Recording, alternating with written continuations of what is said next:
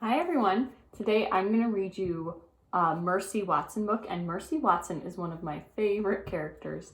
She is a pig who belongs to Mr. and Mrs. Watson, and they call her a porcine wonder, which is a pig wonder, an amazing pig. And this is actually the second book. I don't have the first one at home. So this is the second book called Mercy Watson Goes for a Ride, and it's by an awesome author who's written so many good books, Kate DiCamillo.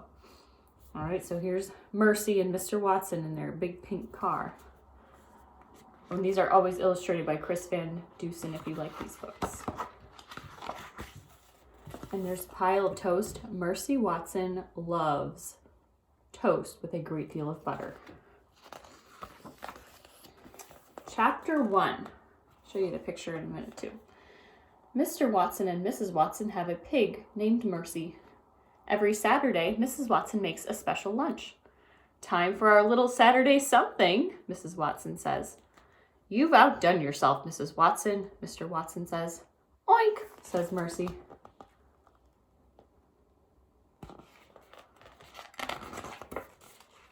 Every Saturday after lunch, Mr. Watson goes outside. Mercy follows him. They stand in the driveway. Together, they admire Mr. Watson's convertible. Are you ready? Asks Mr. Watson. Oink, says Mercy. Mr. Watson opens the passenger door. Mercy hops into the car. She sits behind the wheel and she snuffles contentedly.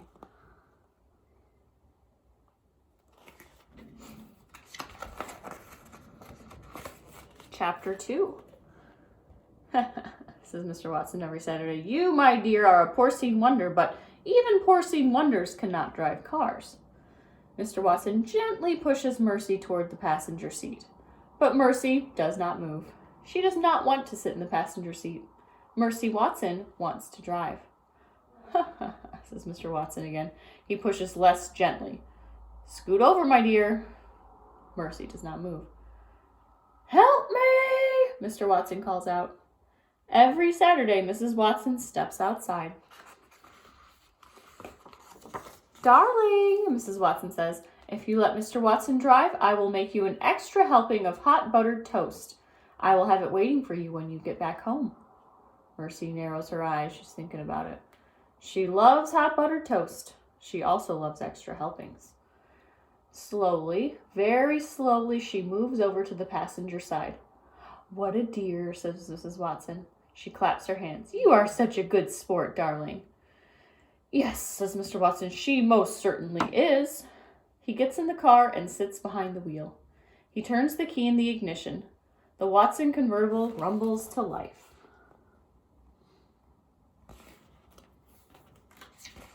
Naughty kitty's here in the background, by the way. Chapter 3. Bon voyage, Mrs. Watson calls. Bon voyage, my dears. When you get home, we'll all have hot buttered toast. Goodbye, Mrs. Watson, Mr. Watson shouts.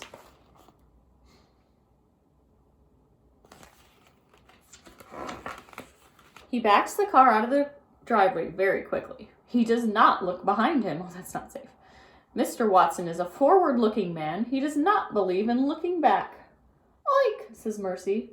Already she's having a good time. And we're off, says Mr. Watson. We're off on an adventure. I think you should look back when you back out the driveway, Mr. Watson. Chapter 4. Oh, we have some of their neighbors. So these two ladies live next door to the Watsons. Eugenia Lincoln and baby Lincoln live next door to the Watsons. Every Saturday, the Lincoln sisters watch Mercy and Mr. Watson back out of the driveway. Every Saturday, Eugenia is displeased. Mr. Watson is a very bad driver, she says. He is a menace behind the wheel. So this is Eugenia, and this is Baby. And Eugenia is kind of cranky, and Baby is not. She's pretty sweet. Yes, sister, says Baby.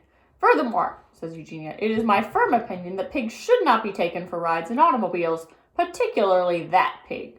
That pig is a sly pig. I do not trust her. No, sister, says Baby.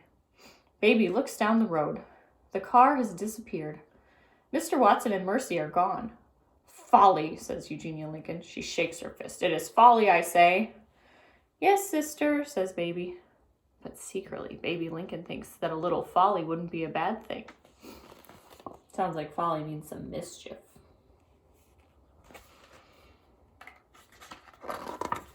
Chapter 5. One Saturday, Mrs. Watson made a special lunch. After lunch, Mr. Watson and Mercy went outside.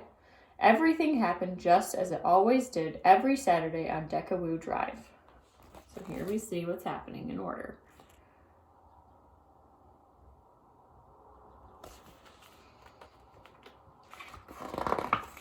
What folly, said Eugenia Lincoln as usual. What nonsense! She paused. Eugenia waited for Baby to say, yes, sister. But Baby said nothing. Baby said nothing because Baby was not there.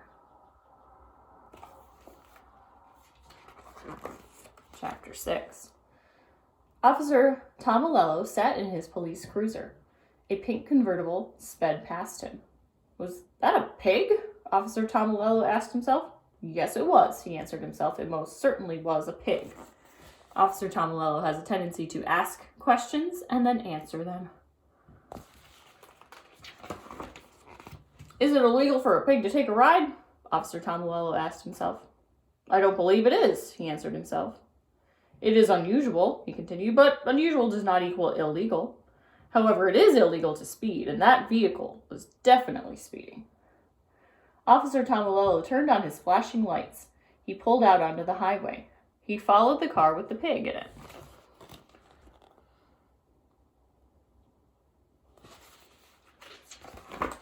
Chapter 7. In the car with the pig in it, the pig was having a very good time. The wind was tickling her ears, the sun was warm on her snout. Even though she was not the one behind the wheel, Mercy was happy. Mr. Watson was happy too. There's nothing like a fast drive to clear the mind, he shouted. Isn't that right, my dear? Oink, said Mercy.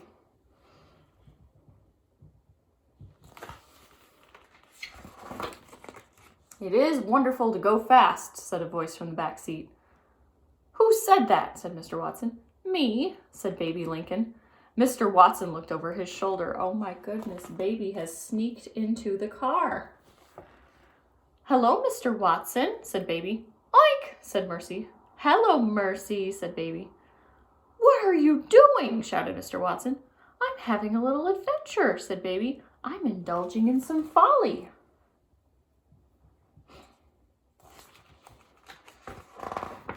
Folly? Said Mr. Watson. Mercy narrowed her eyes. Mr. Watson was looking over his shoulder at Baby. He was not looking at the road.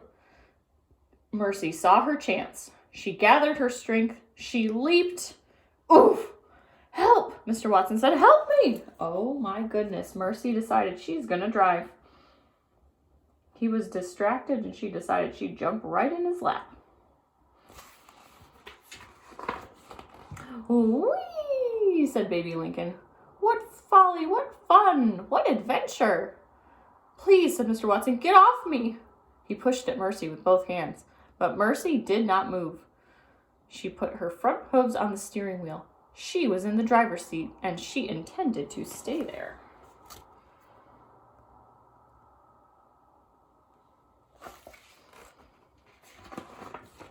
Chapter 8. Back on DiCamillo Drive, Eugenia Lincoln was looking for Baby. She looked in Baby's bed. Baby was not there. She looked in the back step. Baby was not there either. Baby! Shouted Eugenia. Reveal yourself at once! But Baby did not reveal herself. Where could she be? Said Eugenia. And why do I think this has something to do with that pig? Eugenia marched next door, and she rang the Watsons' bell.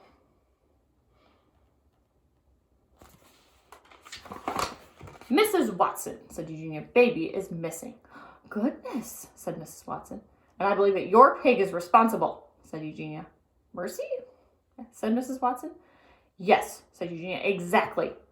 But Mercy's not here, said Mrs. Watson. She's on her Saturday ride with Mr. Watson. Eugenia turned and looked down the road. Folly, she said. Heavens, said Mrs. Watson, you don't think. I do think, said Eugenia. That is my point exactly. I do think, and apparently I'm the only one around here who does.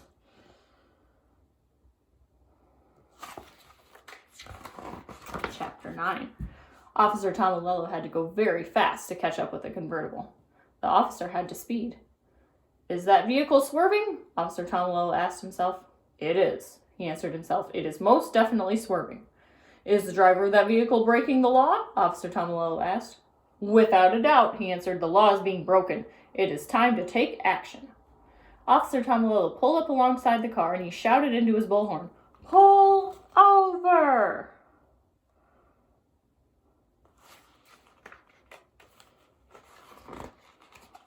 The driver turned, the driver looked at him, and the driver oinked.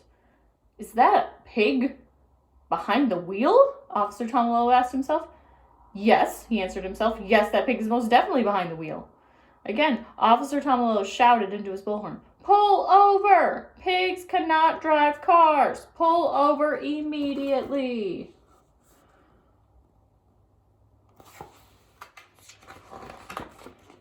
"He is absolutely correct," said Mr. Watson. "Pigs cannot drive cars, and I would like to pull over, but I can no longer feel my legs. Therefore, I cannot step on the brake pedal. Therefore, I cannot stop this car."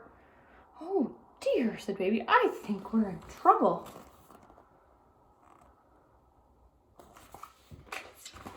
Chapter 10. Back on Deckerwood Drive, Mrs. Watson invited Eugenia inside. "There's no point in worrying alone," Mrs. Watson said. "Come in and help me fix a snack for my darlings." Mrs. Watson brought Eugenia into the kitchen. "Will you help me butter some toast?" asked Mrs. Watson. "Toast," grumbled Eugenia. "Who cares about toast?" "Don't worry," said Mrs. Watson. She patted Eugenia on the back. "If Baby is with Mr. Watson, then she's just fine. Mr. Watson is an excellent driver." "He's a menace," said Eugenia. "Pardon?" said Mrs. Watson. "Oh, nothing," said Eugenia. She picked up a piece of toast. She applied the thinnest amount of butter. "Oh, heavens," said Mrs. Watson. "You have to put on more than that. Mercy likes a great deal of butter on her toast." "Who cares how pigs like their toast?" Eugenia said. "There, there," said Mrs. Watson. "I know that you're worried, but everything will work out. Baby will come home. In the meantime, why don't we just concentrate on our buttering?" "Toast is not the answer," grumbled Eugenia, but she buttered another piece anyway.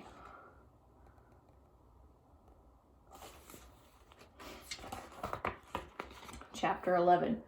"You must stop the car," shouted Officer Tomilello. "But I cannot stop the car," said Mr. Watson. "Oink, oink," said Mercy. She was having an excellent time. "I have an idea, Mr. Watson," said Baby. "If you tell me where the brake pedal is, I will apply it." "The brake pedal," said Mr. Watson from underneath Mercy, "is the pedal to the left of the gas pedal. The brake pedal is the pedal that I do not have my foot on." So that his foot is stuck on the accelerator, which is why they continue to go so fast.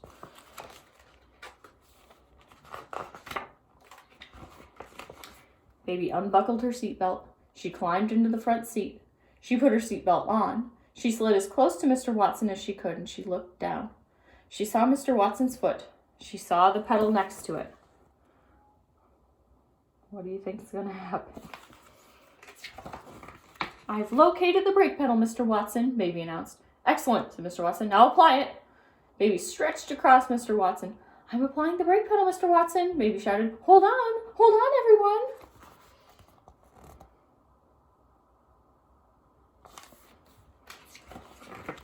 Chapter 12. So if you're trying to put the brake and the accelerator on, it doesn't mean that the car is going to stop nicely. So here's what happens. The car screeched, the car shuddered, the car careened, the car caromed. Finally, the car stopped.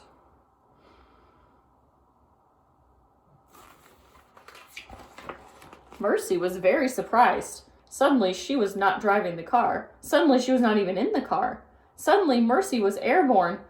Mr. Watson was wearing his seatbelt. He did not fly out of the car. Baby Lincoln was wearing her seatbelt. She did not fly out of the car. Officer Tomilello was safe in his police cruiser. He did not fly out of his car. Only Mercy flew. So they stopped really suddenly, and poor Mercy, because she had no seatbelt on, went flying out of the car. Oh my goodness. "Oh dear," said Baby. "It's an emergency," shouted Mr. Watson. "Alert the fire department." "Was that pig wearing a seatbelt?" Officer Tomilello asked. "No," he answered himself. "That pig most certainly was not." "Have laws been broken here?" asked Officer Tomalolo. Most certainly, most definitely laws have been broken here. Mr. Watson and Baby Lincoln and Officer Tomalolo watched Mercy fly. They watched her land. Ugh.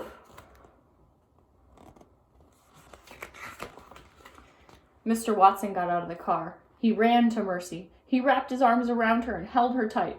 My darling, my dear, he said, please tell me that you're all right. Oink, said Mercy. She snuffled Mr. Watson's neck. Hooray, said Baby, she's fine. Oh, thank you, said Mr. Watson. Thank you, thank you, thank you. He bent his head and covered the tips of Mercy's ears with kisses. Treats her like a little baby, doesn't he? You are a miracle, a prodigy, a dear, Mr. Watson said. You are a porcine wonder, but even porcine wonders cannot drive. In fact, porcine wonders should never be allowed to drive, ever. Mercy sighed. She was glad the ride was over. She felt a tiny bit dizzy and a little bit dazed, and she wanted very much to go home.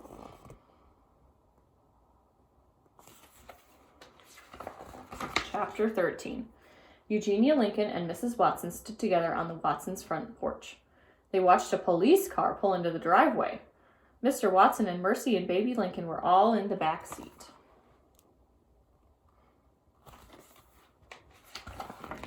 As I suspected, said Eugenia. Trouble, folly, and that pig is right in the middle of it. Oh, said Mrs. Watson, my darlings, my dears. She ran out to the police car. I'm so glad you're home. The toast was starting to get cold. Mr. Watson and Baby Lincoln got out of the car. We've had something of an adventure, Mrs. Watson, Mr. Watson said. Yes, said Baby, we had an adventure, sister. Folly, replied Eugenia Lincoln. Yes, agreed Baby Lincoln happily. Folly. Laws have been broken, said Officer Tomalolo. Pig, shouted Eugenia. Excuse me, said Officer Tomalolo. It's all that pig's fault, said Eugenia, and she pointed at Mercy. Mercy climbed out of the car. She put her nose up in the air. She sniffed. Could it be? Yes, it was. Toast. Toast with a great deal of butter on it. What could be better?